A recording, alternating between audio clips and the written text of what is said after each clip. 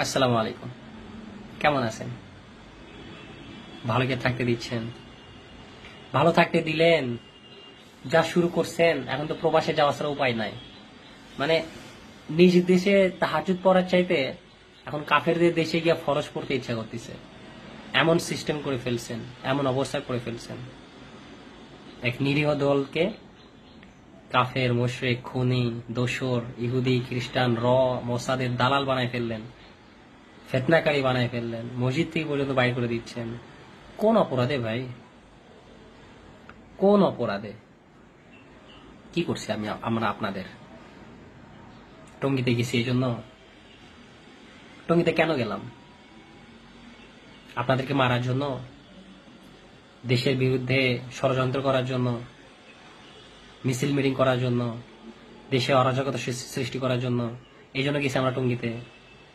টঙ্গিতে প্রতি বছর গাট্টিওয়ালারা কেন যায় জানেন না? 5 দিনের জোর, 3 দিনের ইস্তেমা কেন যায় জানেন না? আজ নতুন 2-3 বছর ধরে হচ্ছে এমন। ভাই, দেশে অরাজকতা আপনারা সৃষ্টি করতেছেন। সারা বিশ্ববাসী জানে দাওয়াতে তাবলীগের মেহনত অরাজনৈতিক সংগঠন। সারা বিশ্ববাসী, সারা দেশবাসী জানে আপনারা রাজনৈতিক মহলের মানুষজন। তো আপনারা টঙ্গিতে কেন হামলা দিচ্ছেন, এটা কি আর বোঝা বাকি আছে? হ্যাঁ, এই মেহনতের এখন আর 2 ভাগ নাই, দ্বিতীয় পক্ষ নাই, তৃতীয় পক্ষ আছে, আর আপনাদের তৃতীয় পক্ষ। আর আপনাদের পিছনে কত পক্ষ আছে আল্লাহ তাআলা ভালো জানে।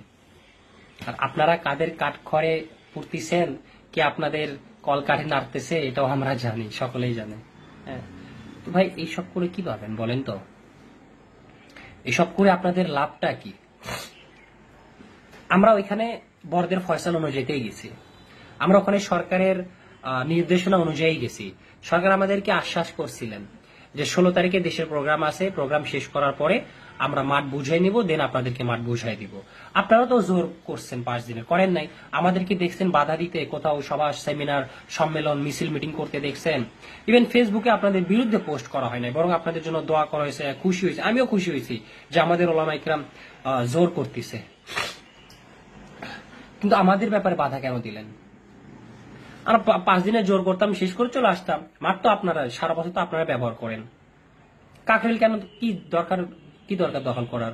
28 দিন আপনাদেরকে দিছে, 14 দিন আমাদেরকে দিছে। বৈষম্যের শিকার আমরাই হচ্ছি। সারা বিশ্বে যেমন মুসলমান বৈষম্যের শিকার, বাংলাদেশেও তবলিগওয়ালারা বৈষম্যের শিকার। তবুও কথা বলছি, বলি নাই, মেনে নিছি, সরকারের ফয়সালা মেনে নিছি। তারপরে আমাদের ডেট ছিল 20 তারিখে প্রোগ্রাম করার, আমরা 2 দিন আগে গেছি। এটাই ভুল ছিল আমাদের। কেন 2 দিন আগে গেলাম? আপনারা জানেন বেসিক বিষয়, লক্ষ লক্ষ সাথীর মজমা হয় টঙ্গীর ময়দানে। অ্যারেঞ্জমেন্ট করা একটা বিষয় আছে, মাঠ সাজানো, প্যান্ডেল করা, মাইক, পানি, বিদ্যুৎ, এই সকল কাজ করতে গিয়ে অনেক 1-1.5 মাস লেগে যায়। আমাদের আগে থেকে সাথীরা 1-1.5 মাস ধরে এগুলো ম্যানেজ করতো, কিন্তু এবার তো আমাদের সেই সময়টা দেন নাই। হাতে মাত্র 2 দিন ছিল। তো মুরব্বীরা এটা ভাবছে যে 2 দিনের মধ্যে যেটুকু সম্ভব থাকার মতন একটা ম্যানেজ করা যাবে। তো আমরা এই ক্ষেত্রে আমরা 17 তারিখে চলে গেছি। আর আপনাদের প্রোগ্রাম তো অনেক আগেই শেষ। তাহলে ওইখানে আপনাদের মুখোমুখি কেন হলেন? আমাদের রাতের অন্ধকারে সাথী মারলেন, আমাদের সাথীকেই মারলেন, নিজের সাথী বলে চালাই দিলেন, আলেম বলে চালাই দিলেন।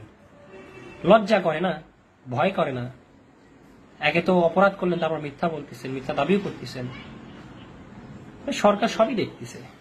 আপনাদের ব্যাপারে আমাদের কোনো কথা নাই, কথা বলার অধিকারও নাই, হিম্মতও নাই যে আপনাদের বিরুদ্ধে কথা বলবো। তবে হ্যাঁ, মনে রাখবেন, আল্লাহ তাআলা ধরবে একদিন। আজ হয়তো আপনাদের বিরুদ্ধে বলার কেউ নাই, কিন্তু আল্লাহ তাআলা তো আছে, উনি ধরবে একদিন, হয় জমিনে নয়তো ওনার সামনে। অবশ্যই ওনার সামনে দাঁড়াইতে হবে আপনাকে। সেদিন হিসাব দিয়েন, সেদিন এই বৈষম্যের হিসাব দিয়েন। যেহেতু আপনাদের কথা বলার আমার টপিক না, টপিক হচ্ছে যে দেখেন, আপনারা এমন এক মেহনতের বিরুদ্ধে লাগছেন, যে মেহনত আমার মতন লক্ষ লক্ষ নর্দমার কীটের হেদায়েতের একটা রাস্তা। আল্লাহ তাআলা অসংখ্য মাধ্যমে হেদায়েত দেন, কিন্তু এই দাওয়াতে তাবলীগের মেহনত একটা হেদায়েতের জরিয়া। ওই টঙ্গীর মাঠ একটা হেদায়েতের জরিয়া, ওই কাকরাইলের মসজিদ একটা হেদায়েতের মাধ্যম, জরিয়া। আপনারা এই মাধ্যমকেই কলুষিত করতেছেন, বন্ধ করে দিচ্ছেন হেদায়েতের মাধ্যমটা, রাস্তাটা। কি লাভ পাবেন ভাই? কি লাভ হবে আপনার? লাভ আছে কোন আপনার?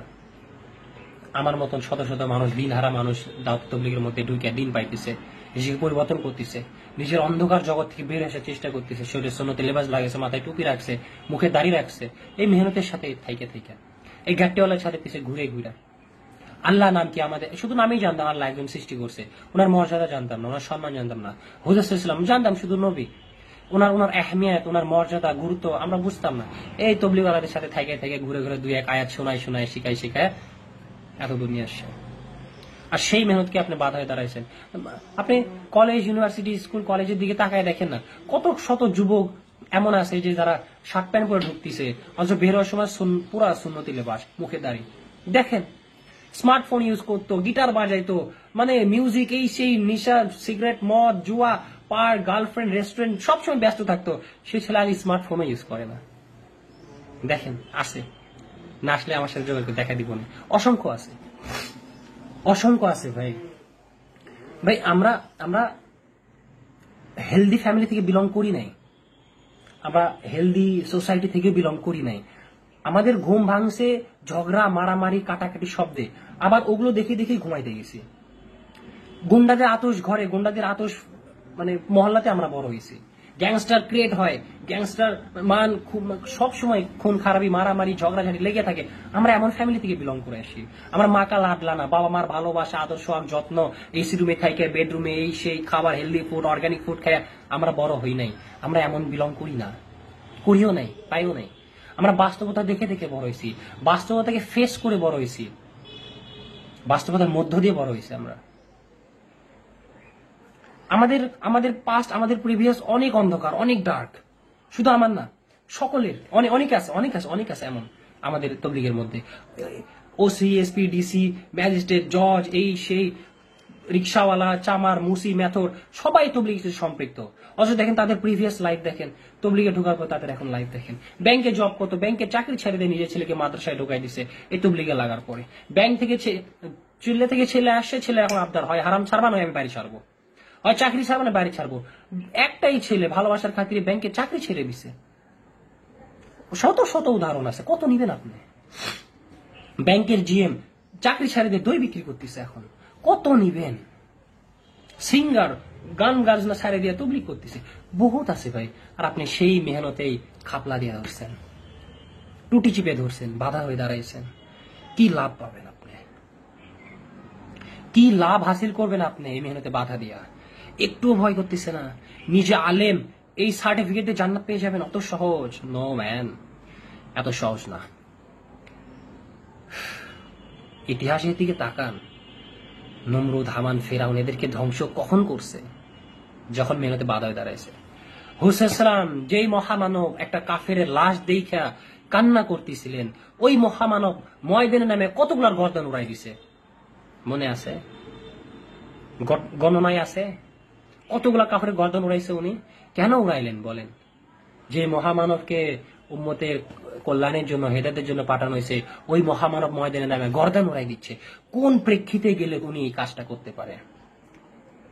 এই মেহনতে যখন বাধা হয়ে দাঁড়িয়েছে তখন গর্দান উড়াই দিছে। দাওয়াত দিছে, গ্রহণ করে নাই, ঠিক আছে, যে কর দাও দেয় নাই, ঠিক আছে, দেশ ত্যাগ করো, করে নাই, আচ্ছা এবার মোকাবেলায় আসো। যখন মেহনতের মোকাবেলায় আসে তখন ময়দানে নামছে, গর্দান উড়াই দিছে।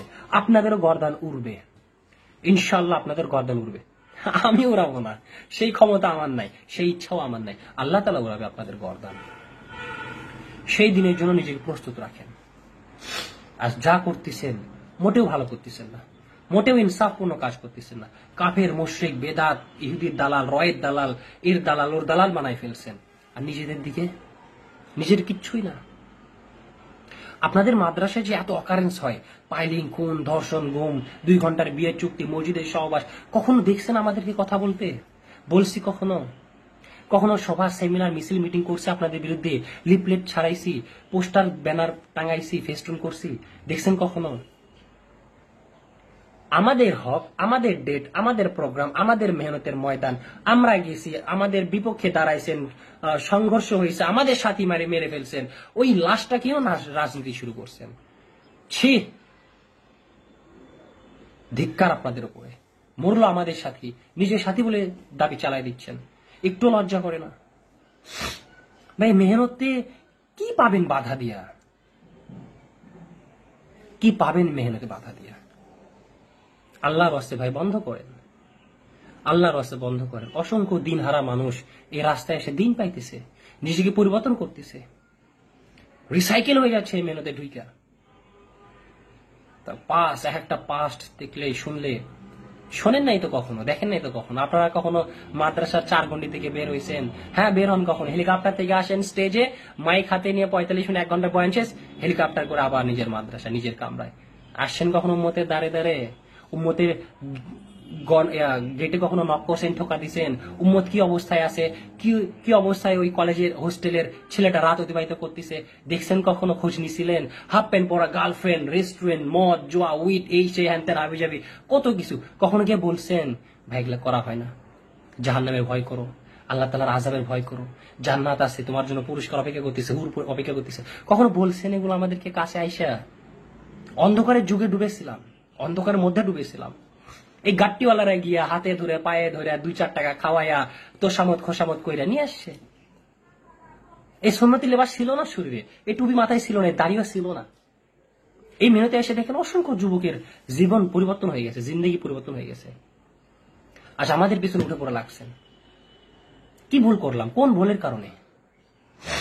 বলবেন আলেম বিদ্বেষী তোরা, এই জন্য তোদেরকে মারছি, তোদেরকে বিরোধ করতেছি। কিভাবে আলেম বিদ্বেষী ভাই?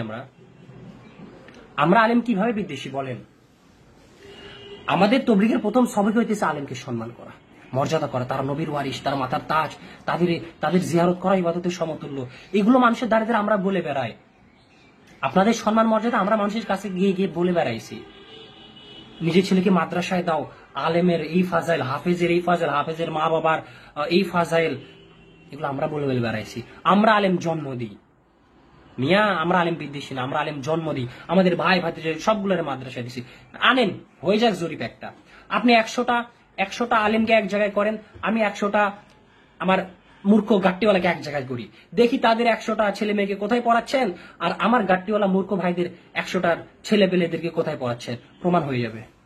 আসবেন, আসেন, হয়ে যাক একটা জরিপ। আমাদেরকে বলতেছেন আলেম বিদ্বেষী। কে চিনতো আপনাদেরকে?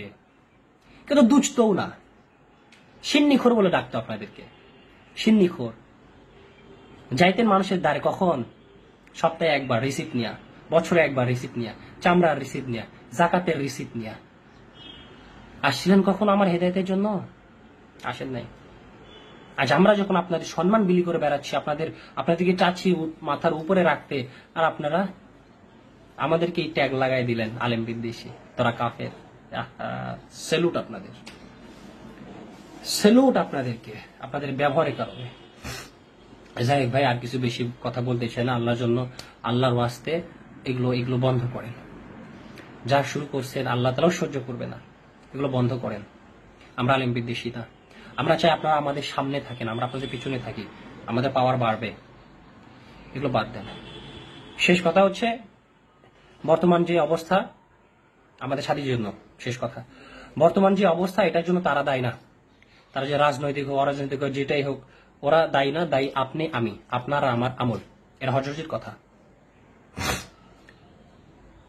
কারণ একজন জিম্মাদার, একজন শাসকের যখন নিয়ত পরিবর্তন হয়ে যায় না, ঘটনা বলছে ওই যে ডালিমের এক শাসক আসছে ডালিম বাগানে, গোলামকে বলছে যে শরবত খাওয়াইতে, এক ডালিম চিপসে, এক ডালিমে গ্লাস ভরে গেছে, সুমিষ্ট, খুব মিষ্টি।